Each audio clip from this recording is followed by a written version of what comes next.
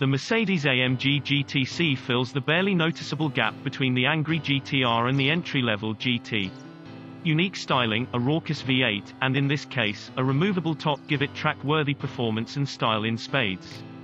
But the AMG GT C Roadster suffers from its own set of problems. In key areas like comfort and technology, it falls behind newer competitors like the Porsche 911. While other sports car makers excel in all respects, not just performance, the AMG GT C Roadster, while still fun as hell, needs some refreshing to keep up with the times. The Mercedes-AMG GT C gets an above-average score in the looks department, obviously. It's unmistakable thanks to its long, svelte hood, curvaceous lines, and short rear overhang, which attract the eye as only a two-door Mercedes can.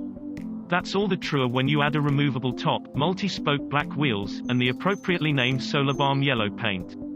That said, this car isn't stunning, at least not compared to the dearly departed SLS AMG. And yes, we know we're in the minority here. Sure, the GT C is unique, and to onlookers, it's a solid reason to stop us on the street and start asking questions. But something about its styling is off-putting. The Panamericana grille is cartoonish and imposing, the hood is almost too long, and the Merc has a bit of a stubby butt. With the top up, it's all worse. But the AMG GT C is still a Mercedes, and that means there's a lovely interior. Handsome, soft leather pairs well with piano black trim and real aluminum accents to make this high-powered cabrio feel warm and welcoming. It's a very nice place to spend time, even if the layout of the aging infotainment system compromises the overall beauty of this cabin. Don't let the AMG GT C's so-called comfort mode, one of 5 driving modes, fool you. This car is the antithesis of comfort. The chassis is back-breakingly stiff, and the thick, low-profile tires on massive 20-inch wheels only make the ride rougher. The seats themselves are pretty nice, snug, high-quality leather buckets, but they don't do anything to help cushion your butt from the stiff suspension. The AMG GT C also suffers from storage issues, as do most two-door convertibles. Trunk space with the top up is a tiny 10.1 cubic feet, although that's more than enough to dispatch its primary challenges, which place the engine amidships and rely on tiny frunks. The Audi R8 Spider has just 4.0 cubic feet of cargo space, for crying out loud. In search of a sports car with ridiculously quick steering, scalpel-sharp handling, and a riotous twin-turbocharged engine? Look no further. The Mercedes-AMG GT C excels in all aspects of performance and handling.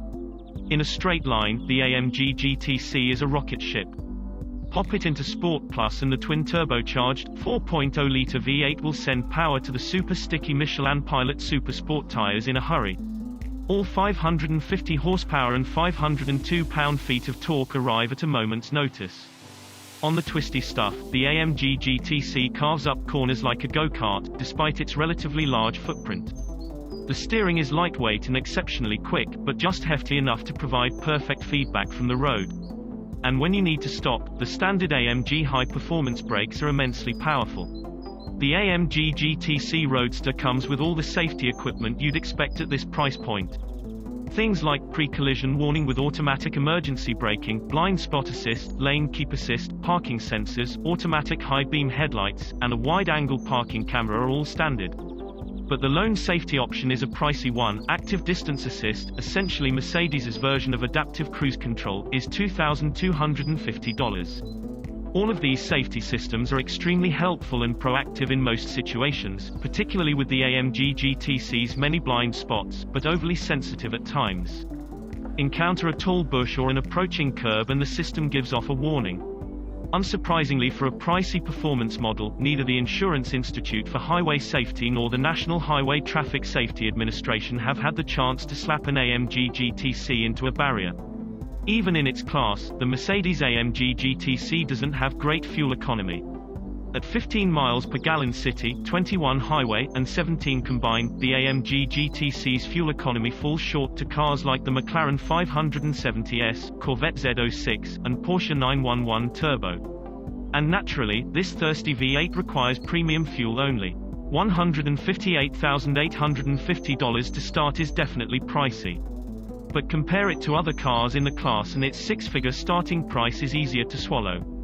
The Audi R8 Spider $177,100, the aforementioned 570S Spider $208,000, and the current version of the Porsche 911 Turbo Cabriolet $174,100 are more expensive.